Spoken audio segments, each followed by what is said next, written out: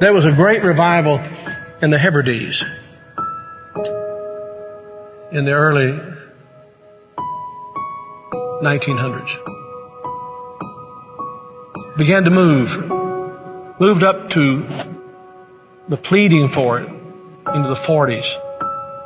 Maybe we could say it topped out in the early 50s.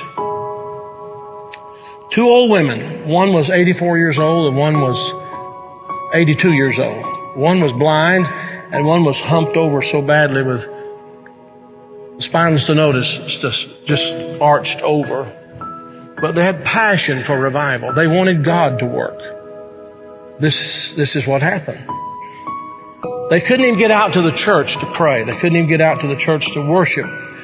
Their house became a place to meet. People came in. They got so passionate about revival coming to their Isle, the Isle of Lewis. They got so passionate about it. They confronted the preacher and wanted to know if he was thoroughly right with God. And they prayed and prayed and prayed. And they'd seen the Lord, they said, with the church filled up and God blessing, a great overflow.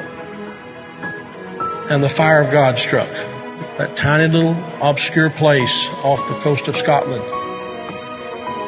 And when it happened, there was a young teenage boy that got saved in it.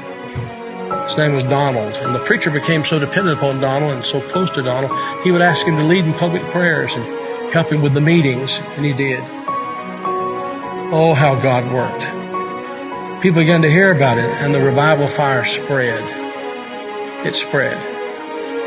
And God blessed in a great way. Those two old women, the kind of people don't want in a church anymore. And from that same island, there was a young girl who was a cousin to Donald Smith, who immigrated to America. Her name was Marianne Smith McLeod. She came to America in 1936. She met a man named Fred. And they were married. They fell in love. They were married. God blessed in a great way. And those old women were her aunts. And they came out of that fiery revival. That fiery revival. They really experienced revival.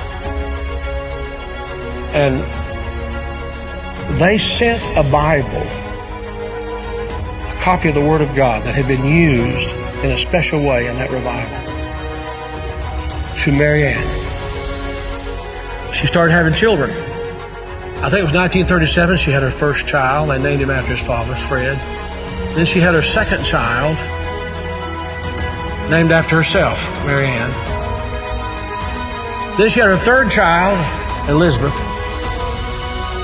Then she had her fourth child. And she was so impacted by this teenage boy God had used in that revival of the Hebrides. She named him Donald. And she gave him that Bible, that Hebrides Revival Bible.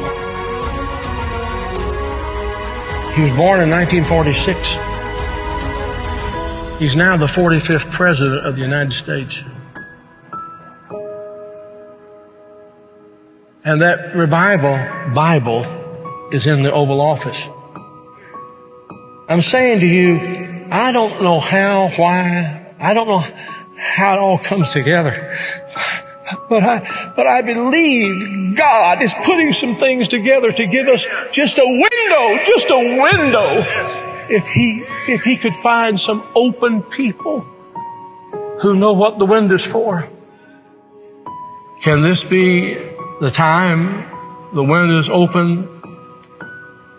Providentially, God has prepared the moment, and we will become the people of prayer, pleading with God. This is a plea. Will Thou not revive us again? Will you be a part of that? Will you?